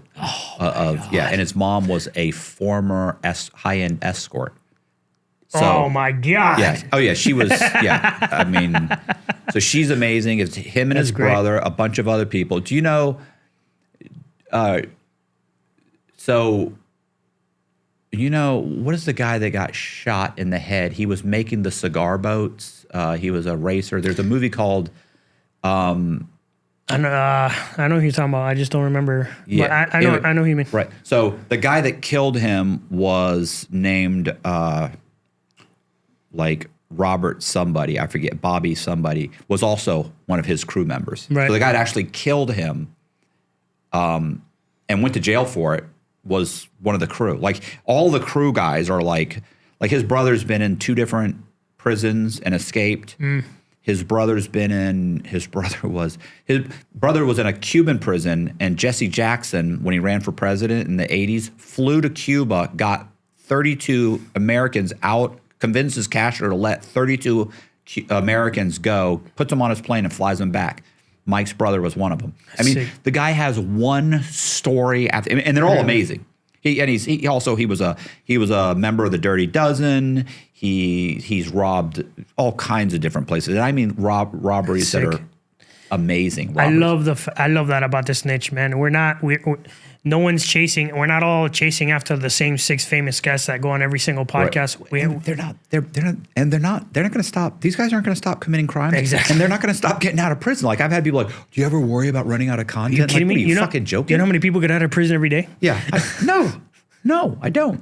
Yeah. This is. No. Yeah. If you're a business person, maybe you're worried about, because they're not super successful business people are not doing podcasts on a regular basis that have amazing new stories. Yeah. These are all stories. Even these guys are robbing banks. They're robbing them in different ways. And some of them are drugs. Listen, I just interviewed a guy that was a drug addict that, to get money for drugs, hooked up with a scammer, and they were picking up drug addicts in Seattle, Washington, bringing them in to get T-Mobile accounts, right? Or an AT&T that you get. Right. But at one point, if you just walked in with a pulse, they were giving you. And they give you like a phone or whatever. They give you three or 4 lines, that means 3 or 4 phones. So you can go in with 50 or a couple $100. You give them a couple $100. They run your credit, couple $100. Boom, you get 3 phones. The phones are like $1,100-$1,200. They go out, they pull the cards out of them. They can sell them overseas for more than that, and they pay this guy $50 or $100 a phone. They're selling them for like $700 a phone, and all they have to do is drive around and pick these guys. And these guys aren't getting 3 phones. They're going to T-Mobile, then they go to AT&T, then they go. So they'll go to 3 or 4. So they're getting like 12 phones. Wow. He did this so they burn Seattle, then they go to like Arizona, then they go to like LA. Yeah. They're going around. He does this for years. And look, and he's a huge drug addict, right? So he's so good at it. His boss sends him to rehab twice. Like, this is like your criminal mastermind boss who drives like a Bentley is like, what are you doing? You're so good at scamming that. Yeah. Right. Puts them in a penthouse. Like, he's paying for it because he's able to go out and he'll take a van, pick up all these guys. He'll deal with them. He doesn't want to deal with them. 30 phones in a day. Oh my God. So this is a guy who doesn't graduate like I think he did graduate high school, but he does this for years. Then he goes in and out of prison, in and out of prison. The boss keeps taking him back, starting over, in and out of prison, in and out of prison. And here's what's funny about that is finally he goes to prison after like the 4th time, and he cleans himself up. He said, that's it. I'm done. I'm cleaning myself up. I can do better than this. I think I'm going to go to college. He learns this in prison. Decides, you know what, I'm going to go to college. So he goes to college. He ends up getting his degree in, oh gosh, Matt, come on. Engineering degree, computer So science. I was smart. Engineering. Smart guy. Ends up getting a job working for SpaceX. He works for SpaceX. You've been to prison 3 or 4 times. I think it's 4 times. The junkie scammer? You're a junkie scammer convict who decides, I'm going to change my life, get out, get a degree, and go to work for SpaceX. And there are people in this country, there are guys that get out of prison and say, they're like, I can't get a job, and I can't go to school. They pay you to go to school in this country. You can take out student loans. You can run up debt on that, and you can get out. He got out. He owed a couple $100,000, went to work for Elon. That's wild.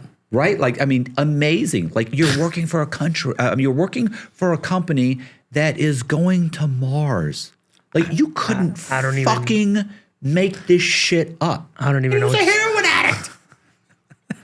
And listen, what a great storyteller. Oh my God, I can imagine. And once again, one of those guys that just the whole way through his story is laughing and shaking his head. And okay, he's like, so this is what I did. And then he'd tell the story and you're like, oh my God. He'd be like, all right, I know. I didn't know the old lady. If she just let go of her purse, would have been fine. You know, that kind of story. You're like, oh my God. You know, like goes to rob somebody and they won't give him the money and he's arguing with them and he's like, punches the old lady in the face. You know, here you go. I mean, just hilarious stories. Matt, this has been awesome. I want to touch one last topic before we wrap up here. You're a guy. It's rare that I sit down with a guy like you because you're one of these guys who did a shitload of time in prison. Really went like we didn't even get into your story of like the millions of dollars of fraud and going on the run from the Secret Service. I think there's anybody that doesn't know my story. Yeah, I know. I'm so saturated. I know. You know, it was. I can give you. You want the 3-minute version? No. Okay. No. What I'm saying is, like, you're a guy that went from living his life in one extreme, and you're literally living it on the other side now. Mm-hmm. Like, you went from $1 million scam, con guy to going prison, and now you're living like an honest life, and you're doing really well for yourself. What is it in between here and here? Like, what made you like, all right, I shouldn't act like that anymore? Yeah, bro. What, like, why you like? I'll get all these stories are gonna make me cry. You like, you must have watched some podcasts that, oh, this motherfucker. No. This dude, I know. I'm genuinely. He'll cry if he talks about this. Not at all. I'm genuinely, because there's people I meet that are like, that never change, but then there's that 1 in 100 like you that do. So everybody says that's like, oh wow, you've made a real change. But I mean, I feel like, so it's not that. I don't think I've changed. Like I'm the same. Right, but you have restraint. I just altered a few things. I'm the same. I think that's all it takes, though. I'm the same obnoxious prick, arrogant narcissist that I've always been. But you don't break the law. Right. I just decided that I'm not going to. And you're embellishing. You're a nice guy. But I've always been a nice guy. I was a nice guy when I was ripping people off. When I was going to closings and I'm sitting there telling you my name's Gary Sullivan, I'm convincing you. You don't rip people off anymore.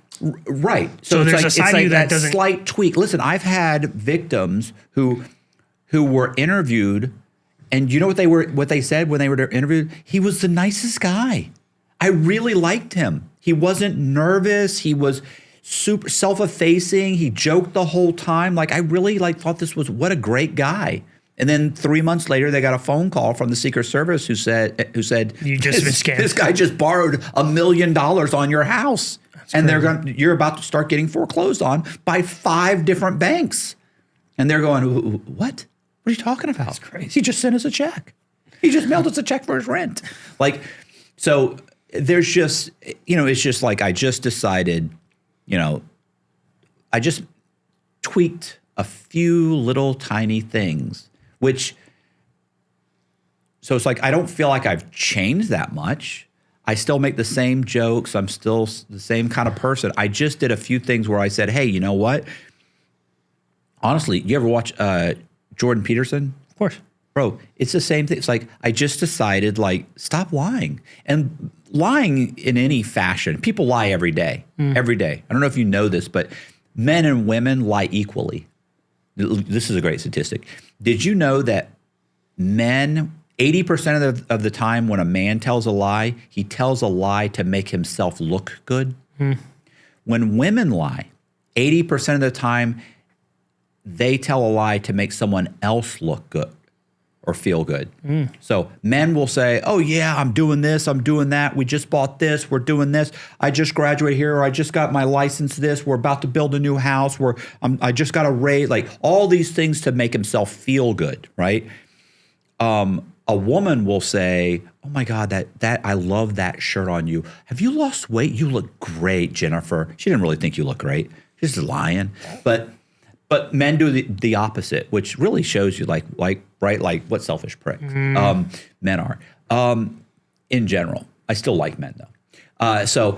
But I think Jordan Peterson kind of explains like just don't lie, and that's really kind of what I decided was like be there. So it's like three things. Like one, don't lie at all, and not lying, but having a good intent is a manipulation in and of itself, right? I want you to come on my podcast, let's say. Hey, bro, need you to come on my podcast, and you go, okay, well, do you pay for airfare and like? I would never ask you that. Right, I understand. But most the example, yeah, people I get do. you. And because people don't understand that there's a benefit, and right, for some people there's no benefit. Like they don't have no way to monetize it. I get it. So yeah, I know, bro, but this and that. I'm like, hey, I totally get it. I understand. But yeah, we don't pay for airfare. We don't pay for lodging. Right. Okay. So you fly in at your own expense. You pay for everything on your own, and it's an in-person interview. We will give you the clips. We'll let you put your stuff on your own social media, whatever. And there's a benefit, and you'll get the advantage of having that exposure. But the truth is, it might get 10,000 views. It might get 500,000 views. Right. All of that is honest. And then of course I just kind of lay it out and explain exactly. But I'm very honest but I'm telling you, I don't know how much it will get. Right. If you got a book for sale, we'll talk about your book. You may get some more book sales. You may not. I don't know. Like I'm just 100% honest about everything across the board, which because you're so overly honest with them, it becomes a manipulation. They trust you. He could sit here and say, bro, you probably sell 1,000 books. I hate those fuckers. Yeah. Oh, you're gonna make at least $1,000 in book sales. That's a lie. It is. So and I'm honest. If they so have you done before? Do you see like a lot of book sales? I'll be honest with you, I don't. I see very little spike in book sales. But that's me. May be different for you, which is absolutely true. I explain that or if that's too much and you don't want to spend the money to come out here, I totally get it. Here's what we do. We can do a remote podcast. Now, remote podcasts, in-person podcasts get about 5 times as many views as the remotes. And we don't take remote content and turn it into shorts and reels and short and TikToks, just letting you know. But we can do that. I totally get it. I understand. You know what happens 90% of the time? Bro, I'll fly out. I got no problem with that. But how are you manipulating them if you're just laying out your cards on the table? I think because by being so overly honest and not bullshitting them, I know that there's a 90% chance they're gonna latch onto it because I'm being so honest. Well, I'm not saying. I'm saying I already know I know I'm giving you the true statistics. I'm giving you the absolute true statistics. But because I'm giving those and I'm being so honest, those people want to make the effort to do it. So right. I'm saying that in a way is, I feel like it is because there are times when I've been so overly honest about something but because I'm so honest, I know they now trust me because I haven't bullshitted them. But that's just building trust and being a good I understand. person. It's still working to my advantage, as opposed to if I had tried to kind of twist things a little bit or manipulate you in some way, you would feel that. People have intuition. For sure. Every time I've ever been cheated on by a girl, I knew it about 2 weeks before I actually found out. Every time I've ever cheated on a girl, she's known when it was happening and accused me, even though I'm like, how would she know I was like, there's no way my time as far as she's concerned is accounted for the whole day. But they know. They feel it. They know. You know. 100%. So I think that by being honest, it puts you in that position where you're almost able to use it as a manipulation because I am being honest. And by being honest, and so it's three things, right? One, being honest. The other thing is being appreciative. Like I never bitch and moan. I never. That's important. You know, like when I told you about like, oh man, our numbers are down. It's like that's really me just saying, hey, we need to work on this. I'm not complaining. You know, I'm just saying that, you know, hey, we got to work on this. Here's what the numbers are. How do we get the numbers up? Right, right. But I'm never, you know, poor. I never do the poor me. You know, poor. I went to prison for 13 years. I shouldn't have gone to prison for. No. You should have gone to prison for 13 years. That's what the law says. Just because you're ignorant of the law and you didn't realize how much time you were facing, that's not their problem. That's you. Right. You didn't. I'm not the people that cooperated against me and you know whatever ratted me out or stitched me out. Like it's not their fault. They were doing the right thing. They did the right thing. I was breaking the law. They were looking out for themselves. They don't owe me fucking shit. I deserve to go to prison. It's absolutely on me. Did you know that everybody that's cooperated against me, I've spoken to and talked to and had dinner with and am friends with and talked to this day? I can text 4 people right now that will all text me back, yo, bro, what's up? That's funny. My best friend Travis cooperated against me. He started the investigation, which... Travis. Yeah. Well, he started the investigation, which had the FBI raid my office, and I took off on the run for 3 years. Wow. But I put Travis in a position that I shouldn't have. He came to me. He asked me to commit a crime. I didn't need him to do what I was doing. I convinced myself that I was doing him a favor, which I wasn't. I was putting him in a bad spot. He got caught, and he had to weigh going to prison and being separated from his daughter, or keeping his mouth shut and making and you know keeping his mouth shut, going to prison and being separated from his daughter, or cooperating and sending me to prison. He made the right call. He doesn't owe me anything. I'm not he's a little 5-year-old girl. Fuck, I'd cut your fucking head off if it was between you and my son. I don't give a fuck. Right. So and so I you know. All those people I've contacted and apologized, but I put you in a bad position. So I'm appreciative, and I take responsibility that I should have gone to prison. I had it coming. You don't owe me nothing. So 2 criminals go in and they rob a bank, and then one of them gets caught and expects the other guy not to talk, and he says, oh, well, you know, the code and integrity. What do you mean? If you had integrity, you wouldn't have been robbing a bank. You needed the money, you would have worked 3 jobs. That's possible. That's what someone with integrity does. So that's bullshit. So I think being appreciative and being thankful for everything that you have. Like life is so good out here. It's so good. I just don't understand how people can complain. I just don't get it. That makes 2 of us. And look how long people they don't really think about it. Like, you know, you see those videos, you know, your grandparents were fighting in, you know, World War II, you know, with no vests and shitty equipment and getting their arms blown off for nothing. I mean, you know, come on, bro. We got it. We got it good here. You listen, 100 years ago, if you caught a cold, there was a good chance you just died. Yeah. You just died. There's no penicillin. Right. People were having 6 kids because they're going to lose 3 of them. That's just the way it was, you know? And they need 3 of them to live so that they have somebody to take care of them when they're older. Right. We have Social Security. I don't even need a kid, you know? Like things are so good here. If you're just smart and you work hard, we are so lucky. We're so lucky. And I think about that all the time. I couldn't agree more. So, I mean, I think that those 3 things changes everything. And I think the moment you start behaving like that, things just fall into place. They just fall into place. I love that. Matt, this has been great. Thank you for coming. I appreciate you. You got 5 more minutes. I'm wrapping up. Right. I'm wrapping up. So first thing, how can people connect with you if they wanna reach out to you? I mean, I have a YouTube channel, Matt Cox, Inside True Crime. But to be honest with you, Netflix has a much better selection of stuff. They've got great. There's the documentary on World War II, the In Color World War II documentary. I've watched it like 6 times. It's amazing. There's a lot of good stuff. There's stuff on Dahmer. There's stuff on. Did you see the thing on Ted Bundy? Did you know he escaped? I'm not into the serial killer shit. He escaped twice. I'm not into Ted Bundy. I'm typically not either, but my God.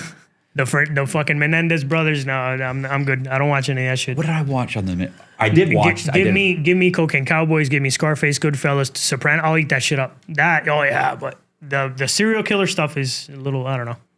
It's a little too much. I'm interviewing a guy in like a month from now. Well, yeah, no, a month and a half from now.